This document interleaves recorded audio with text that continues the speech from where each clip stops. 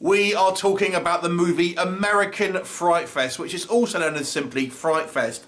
Now, this one is directed by Ante Novacek, and it's actually based on one of these kind of like haunted house attractions. Now, there's actually been a few movies out this year alone, which actually are kind of set around these kind of like you know, theme parks, these kind of Halloween theme parks. Obviously, we've had Bloodfest, which came out a little while ago. We've got Hellfest, which is another kind of like higher budget theatre-worthy movie.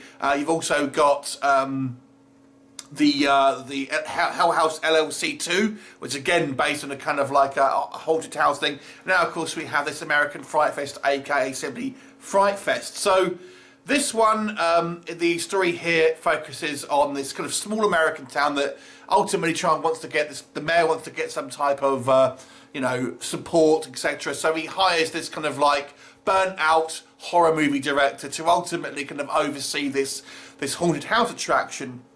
And this guy's got his own problems, you know, he's a drug addict, etc., you know, very kind of narcissistic personality.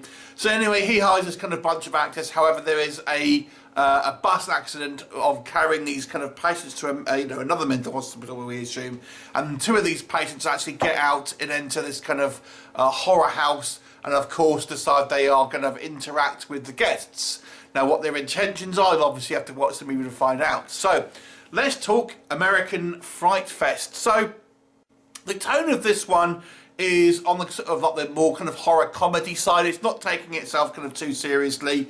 There are a lot of OTT characters. There's lots of obviously kind of there's a high body count in this movie. So if you're wanting a kind of like chainsaw wielding maniacs slicing up people or electrocuting people alive, you're going to be in for a pleasant surprise with something. There's a whole host of grisly deaths awaiting for you with this movie. This movie does have a sense of fun.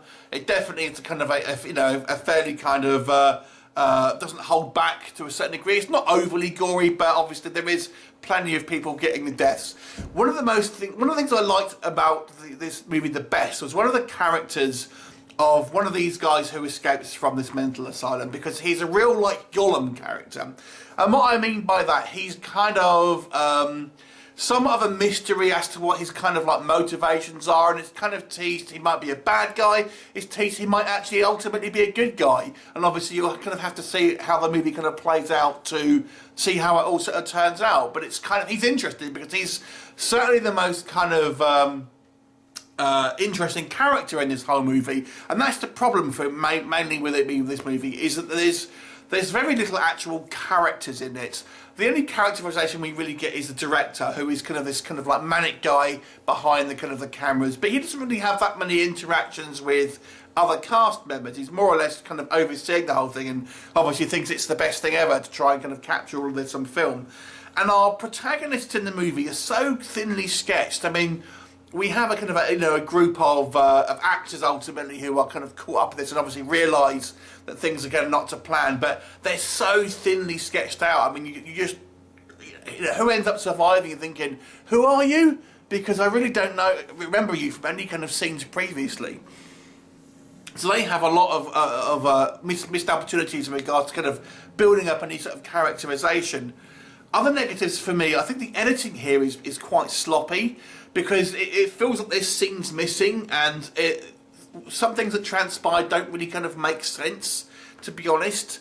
And there's a few kind of plot holes here and there as well. You know, they make the decision to take phones off the employees, but there's nothing stopping from you know, customers from calling the police and things like that. So there's a few kind of like small sort of plot holes here and there.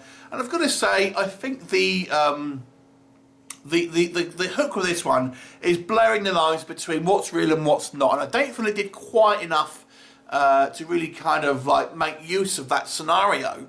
We'll see if these other movies do it. I mean, I've already reviewed Bloodfest. We'll see how Hellfest does. All these movies, I feel, are going to blend into one. So overall, it was okay. It was an enjoyable kind of, somewhat forgettable kind of like slasher fest with a lot of high body counts.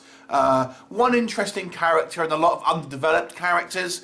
So overall, it might be worth your time if you're into this sort of thing, but it's kind of pretty much a kind of like meh movie to a certain degree, so I'll give this one a 5 out of 10. Have you seen it? What did you think of it? Leave me a comment and I'll look forward to seeing you next time. Bye for now.